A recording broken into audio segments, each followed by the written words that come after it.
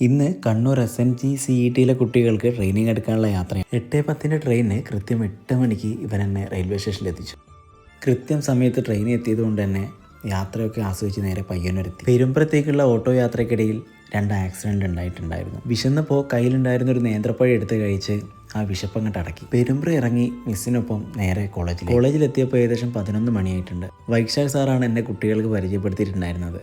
ഏകദേശം 4-4.5 മണിക്കൂറോളം നീണ്ടു നിന്ന സെഷനായിരുന്നു. സെഷനിലേക്ക് കടക്കും മുൻപ് എല്ലാ കുട്ടികളെയും ഒന്ന് പരിചയപ്പെട്ടു. ചെറിയ ആക്ടിവിറ്റികളൊക്കെ കൊടുത്ത് കുട്ടികളെയും പരസ്പരം പരിചയപ്പെടുത്തി. മൊത്തം ജെൻസി പിള്ളേരായതുകൊണ്ട് തന്നെ അടിപൊളി വൈബായിരുന്നു. ചെറിയ പാനൽ ചർച്ചകളും ഡിബേറ്റുകളൊക്കെ കൊടുത്ത് വിഷയത്തിലേക്ക് അവരെ പൂർണ്ണമായും എത്തിച്ചു.